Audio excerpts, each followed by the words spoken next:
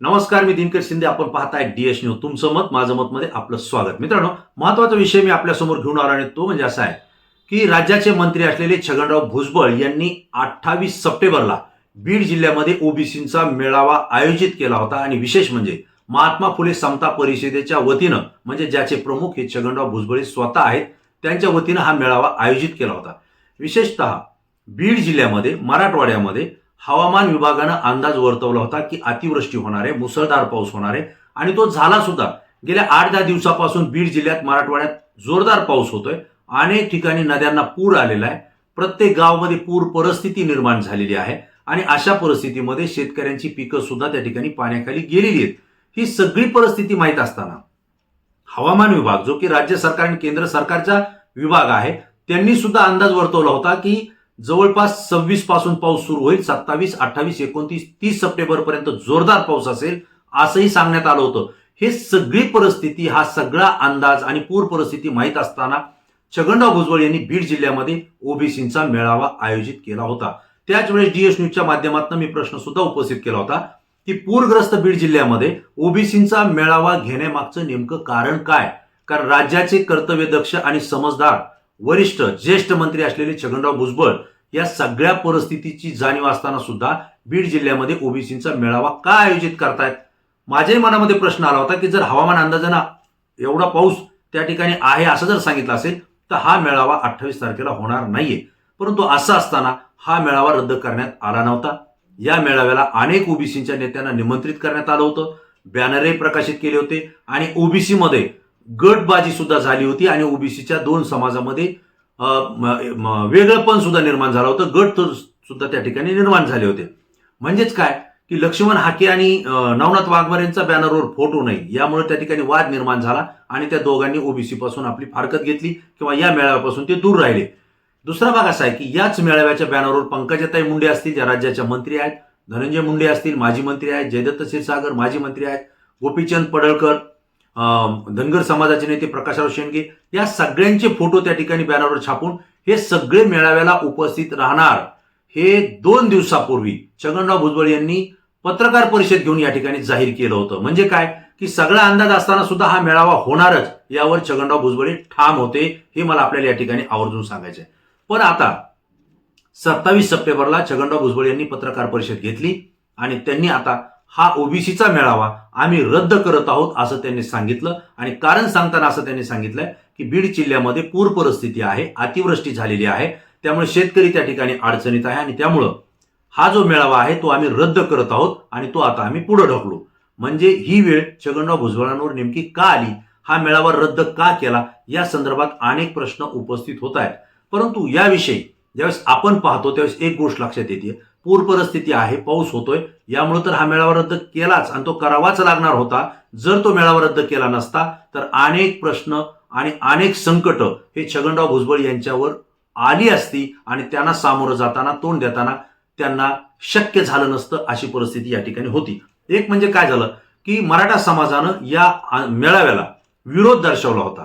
मनोज जरांगे पाटलांचे समर्थक असलेले गंगाधर काळकुटे यांनी तीव्र शब्दामध्ये माध्यमांसमोर विरोध केला होता की छगनराव भुजबळ यांची जी बीड जिल्ह्यामध्ये मेळावा होतोय हा थेट मराठा समाजाच्या आरक्षणाला विरोध आणि राज्य सरकारनं काढलेल्या जीआरला विरोध म्हणून हा मेळावा होतोय. हा काही वेगळा शेतकऱ्यांसाठी मेळावा होत नाही, पूर परिस्थितीत मदत करण्यासाठी मेळावा होत नाही, आणि त्यामुळे हा विरोध करण्यासाठी मेळावा होतोय. आणि तोही छत्रपती संभाजीराजे, छत्रपती शिवाजी महाराज यांच्या नावानं असलेल्या भव्य मैदानावरती होतोय. आणि त्या ठिकाणी मैदानावर आम्ही ही सभा होऊ देणार नाही, हा मेळावा होऊ देणार नाही. वेळ प्रसंगी आम्ही मैदान उखडू, परंतु भुजबळांचा मेळावा आम्ही होऊ देणार नाही, असा सक्त इशारा हा गंगाधर काळकुटे आणि मराठा समाजाच्या वतीनं त्या ठिकाणी देण्यात आलेला होता.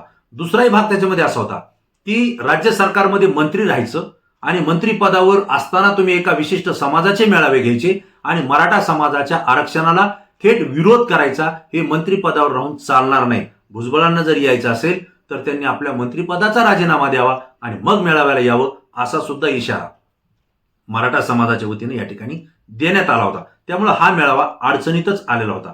तिसरं एक कारण महत्वाचं होतं यामध्ये की ज्या नेत्यांचे बॅनरवर फोटो होते आणि जे उपस्थित राहणार असं छगनराव भुजबळ आणि त्यांचे सहकारी सांगत होते, इथंच खरं अडचण होती. कारण पंकजाताई मुंडे या बीड जिल्ह्याच्या नेत्या आहेत, नव्हे तर त्या महाराष्ट्राच्या नेत्या आहेत, त्या राज्य सरकारच्या मंत्री आहेत. आणि भुजबळ हे राष्ट्रवादी काँग्रेस अजित पवार गटाचे आहेत. त्यांनी तो मेळावा आयोजित केलेला आहे आणि राज्य सरकारच्या GRच्या विरोधात केलाय, मराठा समाजाच्या विरोधात केलाय. या मेळाव्याला पंकजाताईंनी उपस्थित राहणं म्हणजे त्यांचा सुद्धा मुख्यमंत्री देवेंद्र फडणवीस यांनी काढलेल्या GRला म्हणजे त्यांच्या निर्णयाला विरोध आहे हे दर्शवणं होतं किंवा मराठा समाजाला थेट विरोध करणं होतं, ज्यानं स्थानिक स्वराज्य संस्थेच्या निवडणुकीमध्ये त्यांना परिणाम भोगावा लागला असता. त्यामुळे त्या या मेळाव्याला येणार नाही हे मी DS न्यूजच्या माध्यमातून सांगितलं होतं. आणि त्या जर मेळाव्याला येत नव्हत्या तर त्यांचे समर्थक, त्यांचे सहकारी सुद्धा या मेळाव्याला आले नसते. दुसरा भाग, जयदत्त क्षीरसागर माजी मंत्री आहेत, ते कदाचित या मेळाव्याला उपस्थित राहिले असते, कारण ते आता राजकारणातून थोडे अलिप्त झालेले. त्यांच्याच कुटुंबामध्ये संदीप क्षीरसागर असतील, योगेश भाई क्षीरसागर असतील, हे दोघंही वेगवेगळ्या माध्यमातून विधानसभेला सामोरं जात आहेत. त्यामुळे कदाचित समाज बांधव म्हणून किंवा समाजाचे नेते म्हणून जयदत्त अण्णा उपस्थित राहिले असते. धनंजय मुंडे हे या मेळाव्याला उपस्थित राहणार होते असं छगनराव भुजबळ यांनी सांगितलंय. कदाचित ते उपस्थित सुद्धा राहिले असते, कारण ते आमदार आहेत आणि छगनराव भुजबळ हे त्यांच्या पक्षाचे वरिष्ठ नेते आहेत. ते उपस्थित राहिले असते तरी काही फरक पडत नव्हता, हेही मी आपल्याला यापूर्वी सांगितलं होतं. म्हणून नेते कोण या मेळाव्याला येत आहेत, कोण नाही, हा प्रश्न उपस्थित होता. मनोज जरांगे पाटलांनी थेट इशारा दिला होता की मराठा समाजानं आरक्षणाला पाठिंबा दिला, ज्या नेत्यानं पाठिंबा दिला त्या नेत्यानं विरोध करा असं छगनराव भुजबळ म्हणतायत. तर मीही यापुढे सांगतोय की छगनराव भुजबळ यांच्या मेळाव्याला जो कोणी उपस्थित राहील, जो की मराठा समाजाच्या GRच्या विरोधात तो मेळावा होतोय, तो ओबीसीचा नेता असो किंवा कोणत्याही समाजाचा नेता असो, त्याला स्थानिक स्वराज्य संस्थेच्या निवडणुकीमध्ये मराठा समाज जागा दाखवेल, अद्दल घडवेल आणि त्याच्या विरोधात मतदान करेल असा इशारा त्यांनी दिला होता. त्यामुळे छगनराव भुजबळ यांच्या मेळाव्याला आता नेमकं कोण जाणार हाही प्रश्न उपस्थित झाला होता. आणि जर नेते उपस्थित नाही राहिले तर छगनराव भुजबळ यांची त्या ठिकाणी खच्चीकरण होतं, त्यांची राजकीय उंची कमी होण्याचे परिणाम त्या ठिकाणी दिसणार होते. हाही एक याच्यातला एक घटक होता.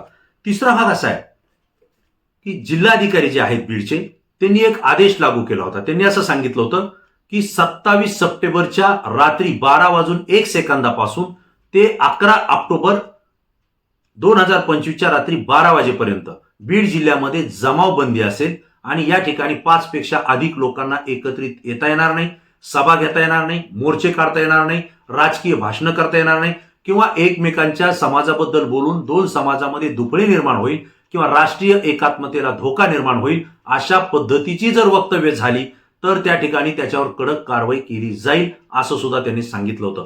पूर्व परवानगीशिवाय कुणालाही मेळावे, सभा, आंदोलनं, निदर्शनं करता येणार नाही असं जिल्हाधिकाऱ्यांचे त्या ठिकाणी आदेश होते. आणि याही पुढे जाऊन कोणाच्या विरोधात परखडपणे बोलणं किंवा अंगविक्षेपण करणं हे सुद्धा चालणार नाही, कारण देशाच्या अखंडतेला आणि एकतेला आणि सामाजिक सलोखा बिघडण्याला जर जबाबदार वक्तव्य जर त्या ठिकाणी झाली तर त्याच्यावर कडक कारवाई करण्यात येईल असा इशारा सुद्धा जिल्हाधिकाऱ्यांनी या ठिकाणी दिला होता.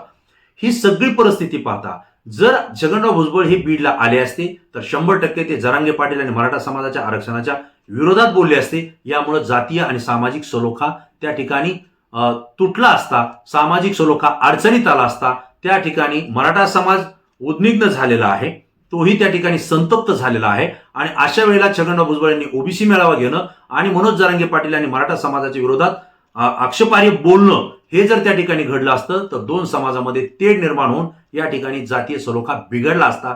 त्याचे गुन्हे दाखल हे खुद्द मंत्री असलेले छगनराव भुजबळ आणि आयोजकावर सुद्धा त्या ठिकाणी दाखल झाले असते. जर असं झालं असतं तर राज्य सरकारच्या वतीनं राज्य मंत्रिमंडळातल्याच छगनराव भुजबळ यांच्यावर गुन्हे दाखल करण्याची वेळ गृह मंत्रालयावर आली असती. आणि असं होणं, एका मंत्र्यावर गुन्हे दाखल होणं म्हणजे त्या राज्य मंत्रिमंडळावरच गुन्हे दाखल झाल्याचा तो प्रकार घडला असता. आणि अशा वेळेला छगन भुजबळ यांनी तो मेळावा घेऊ नये अशीच परिस्थिती गृह मंत्रालयानं आणि पोलीस विभागानं, महसूल विभागानं, जिल्हाधिकाऱ्यांनी या ठिकाणी निर्माण केली होती. या आदेशानुसार आपल्या लक्षात येत आहे. एकंदरीत ही जर परिस्थिती पाहिली तर जिल्हाधिकाऱ्यांचे आदेश होते की 2 ऑक्टोबरला दसरा आहे आणि या दसऱ्यानिमित्त सावरगाव घाट या ठिकाणी दसरा मेळावा आयोजित केला जातो, जो पंकजाताई मुंडे करतायत. आणि नारायणगडावरती सुद्धा दसरा मेळावा होणार आहे, ज्या ठिकाणी मनोज जरांगे पाटील हे सुद्धा उपस्थित गेल्या वर्षीपासून राहत आहेत. म्हणजे हे 2 विराट मेळावे बीड जिल्ह्यामध्ये होणार आहेत.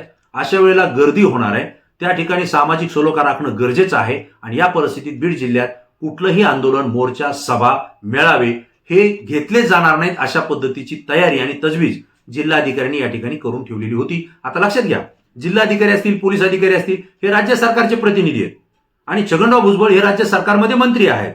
म्हणजे गृह मंत्रालय आणि राज्य सरकारनं आदेश काढल्यानंतर राज्य सरकारमधला एक मंत्री त्या ठिकाणी मेळावा घेऊ शकणार नाही. आणि जर घेतला असता तर गुन्हे दाखल झाले असते आणि ते गुन्हे छगनराव भुजबळ यांना परवडणारे नव्हते. हा एक त्याच्यामधला भाग होता आणि त्यामुळं हा मेळावा रद्द करण्यात आलेला आहे. म्हणजे बीड जिल्ह्यात जिल्हाधिकाऱ्यांनी काढलेले आदेश, मराठा समाजानं केलेला विरोध, जरांगे पाटलांनी कोण नेते उपस्थित राहत आहेत त्यांना आम्ही पाहून घेऊ असा दिलेला इशारा. त्यामुळे कोण नेते या मेळाव्याला उपस्थित राहतील याची खात्री पटना गेलेली आहे. आणि तिसरा भाग, पूर परिस्थिती या ठिकाणी निर्माण झालेली आहे. या सगळ्या कारणांना छगनराव भुजबळांना हा मेळावा रद्द करावा लागला आणि त्यातच ओबीसी मध्ये झालेली गडबाजी. कारण धनगर समाजाचे नेते लक्ष्मण हाके या मेळाव्याकडे येणार नव्हते, लक्ष्मण वाघमारेंचा फोटो नव्हता आणि दलित समाज हा लक्ष्मण हाके यांनी केलेलं जे वक्तव्य होतं की न्हावी समाज आणि धोबी समाजाला एससी प्रवर्गात घ्या, यामुळं दलित समाज हा लक्ष्मण हाके आणि त्यांना पाठबळ देणारे छगनराव भुजबळ यांच्या विरोधात संतप्त झालेला होता. त्यामुळे ते उपस्थित राहणार की नाही हा प्रश्न आहे. दुसरा, बंजारा समाज एसटीचं आरक्षण मागतोय, पण बंजारा समाजानं जी जालना आणि बीड ठिकाणी मेळावे आयोजित केले या ठिकाणी छगन भुजबळ उपस्थित राहिले नाहीत, लक्ष्मण हाके उपस्थित राहिले नाही आणि त्यांच्या मागणीला खंबीरपणे पाठिंबाही दिलेला नाही. त्यामुळे बंजारा समाज सुद्धा या मेळाव्याकडे पाठ फिरूनच राहणार होता, हेही भुजबळांच्या लक्षात आलं होतं. एकंदरीत होणारे सगळे विरोध आणि त्या ठिकाणी घेतलेला हा मेळावा हा यशस्वी होईल की नाही ही खात्री भुजबळांना नव्हती आणि त्यामुळं हा ओबीसींचा मेळावा बीड जिल्ह्यातला रद्द करण्यात आलेला आहे. जर भुजबळांनी मेळावा रद्द केलाय यामुळे भुजबळांचं मंत्रिपद सुद्धा वाचलेलं आहे असं माझं या ठिकाणी मत आहे. आता तुम्ही म्हणाल की मेळावा रद्द करणं आणि भुजबळांचं मंत्रिपद वाचणं यात साम्य कुठं आहे, यात काय संबंध आहे? तर निश्चितपणे संबंध आहे. तो असा आहे, छगनराव भुजबळ हे मंत्री आहेत, ते घटनात्मक संविधानात्मक पदावर आहेत आणि एक मंत्री बोलतो म्हणजे ते पूर्ण राज्य सरकार बोलतो असा त्याचा अर्थ आहे. छगनराव भुजबळ यांचा जो मेळावा होता तो मुख्यमंत्री देवेंद्र फडणवीस यांच्या सरकारनं जो जरांगे पाटलांना GR दिलेला आहे, अध्यादेश दिलेला आहे किंवा राज्य सरकारनं मराठा आरक्षणाच्या संदर्भात जो निर्णय घेतलेला आहे त्या निर्णयाच्या विरोधात तो निर्णय रद्द करण्याच्या संदर्भात एक मंत्री मेळावा घेणार होता, सभा घेणार होता. म्हणजेच या GRला राज्य सरकारच्या निर्णयाला विरोध करणार होता. जर आपल्याच मंत्रिमंडळातला एक मंत्री राज्य सरकारच्या निर्णयाला जाहीरपणे विरोध करतोय अशा वेळेला त्या मंत्र्याचा राजीनामा घेणं हे क्रमप्राप्त नंबर 1 ला ठरत होतं आणि तो देवेंद्र फडणवीस आणि अजित पवारांनी निश्चितपणे घेतला असता, हे या ठिकाणी मी आपल्याला सांगतोय. दुसरा भाग असा आहे की एक मंत्री जो सगळ्या जाती धर्माचं त्या ठिकाणी प्रतिनिधित्व करतो, तो मंत्रिपदावर असताना जर एका विशिष्ट समाजाचा मेळावा घेत असेल आणि मराठा समाजाला थेटपणे त्या ठिकाणी आरक्षणाला विरोध करत असेल तर त्या व्यक्तीला मंत्रिपदावर राहण्याचा अधिकार नाही आणि मग त्यांचं मंत्रिपद काढून घ्या ही मागणी मराठा समाजाच्या वतीनं वाढली असती, आंदोलन तीव्र झालं असतं आणि परिणामी छगनराव भुजबळ यांना मंत्रिपदाचा राजीनामा द्यावा लागला असता. जरी त्यांनी दिला नसता तर मुख्यमंत्री उपमुख्यमंत्र्यांना तो घ्यावा लागला असता. म्हणजे दोन घटना त्या ठिकाणी आहेत. आणि तिसरा भाग असा आहे की छगनराव भुजबळ हे मंत्री असताना मुख्यमंत्री देवेंद्र फडणवीस यांनी जो अध्यादेश काढलेला आहे, GR काढलेला आहे किंवा निर्णय घेतलाय त्याच्या विरोधात वेगवेगळ्या जातीच्या लोकांना फूस देत आहेत, प्रोत्साहन देत आहेत आणि त्यांना न्यायालयामध्ये आमच्याच सरकारने घेतलेल्या निर्णयाच्या विरोधात तुम्ही याचिका दाखल करा असं जाहीरपणे सांगतायत. माध्यमांना त्यांनी सांगितलंय की मी वेगवेगळ्या जाती धर्माच्या लोकांना त्या ठिकाणी कोर्टामध्ये याचिका दाखल करायला सांगितलंय आणि त्या दाखल सुद्धा झाल्यात. म्हणजे काय की आमच्याच सरकारने घेतलेल्या निर्णयाच्या विरोधात तुम्ही कोर्टात जा आणि तो निर्णय रद्द करा असं सांगणारा मंत्री या राज्य मंत्रिमंडळात राहू शकत नाही. त्यांचं मंत्रिपद धोक्यात आहेच. पण हा मेळावा घेतला असता तर तात्काळ ते मंत्रिपद गेलं असतं असं माझं मत आहे आणि कायदे अभ्यासक सुद्धा असंच या पद्धतीने आपली प्रतिक्रिया देत आहेत. तिसरा भाग असा आहे की छगनराव भुजबळ ज्या पक्षाचे आहेत ते राष्ट्रवादी काँग्रेस अजित पवार गटाचे मंत्री आहेत. अजित पवार हे राष्ट्रीय अध्यक्ष आहेत, उपमुख्यमंत्री आहेत आणि त्यांनी स्पष्टपणे सांगितलं की आर्थिक परिस्थितीच्या आर्थिक निकषाच्या आधारावर आरक्षण दिलं केलं पाहिजे असं आमचं मत आहे. ज्या अर्थी राष्ट्रीय अध्यक्ष ती भूमिका व्यक्त करतो ती भूमिका त्याच्या पक्षाची असते, त्या पक्षाचा तो निर्णय आणि ध्येय धोरण असतात. त्यांनी सांगितलंय की आर्थिकदृष्ट्या मागास जे असतील त्यांना आरक्षण देण्याच्या संदर्भात आमचा पाठिंबा आहे. त्याच पक्षाचे नेते आणि मंत्री असलेले छगनराव भुजबळ यांनी पत्रकार परिषद घेऊन याला विरोध केला आणि अजित पवारांनी केलेल्या वक्तव्याला मी तीव्र विरोध करतो, ते आम्हाला ऍक्सेप्ट नाही, आम्ही मान्य करत नाही, त्याला आम्ही यापुढे सुद्धा विरोध करणार असं त्यांनी सांगितलं. म्हणजे आपल्याच पक्षाच्या राष्ट्रीय अध्यक्षाच्या ध्येय धोरणाला त्याच पक्षाचे कार्यकर्ते असलेल्या छगनराव भुजबळ यांनी विरोध दर्शवलेला आहे आणि म्हणजेच या ठिकाणी घटनात्मक पक्षाच्या अंतर्गत त्यांनी विरोध केलाय. या कारणानं सुद्धा अजित पवारांनी त्यांचा राजीनामा त्या ठिकाणी मागितला असता किंवा भविष्यात ते मागतील असं माझं मत आहे. एक कारण आहे, या सगळ्या परिस्थितीनुसार, या सगळ्या घटनांनुसार छगनराव भुजबळ यांनी जो ओबीसीचा मेळावा रद्द केलाय त्यामुळं त्यांचं मंत्रिपद वाचलंय. हा जर मेळावा झाला असता तर अनेक घडामोडी राज्यामध्ये घडल्या असत्या आणि त्या घडायच्या या मेळाव्या रद्द झाल्यामुळे टळलेल्या आहेत. त्यामुळे छगनराव भुजबळ यांची झाकली मूठ 1.25 लाखाची राहिली आहे, हे मला या ठिकाणी आवर्जून आपल्याला सांगायचंय. कारण काय की जी मूठ झाकली त्या मुठीमध्ये नेमकं काय होतं हे जनतेच्या लक्षात आलं नाही. जर तो मेळावा घेतला असता तर या ठिकाणी बीड जिल्ह्यातल्या जनतेच्या संतापाला, रोषाला भुजबळ यांना बळी पडावं लागलं असतं. शेतकऱ्यांचाही रोष निर्माण झाला असता. नेतेही या मेळाव्याला, अनेक नेते गैरहजर राहिले असते.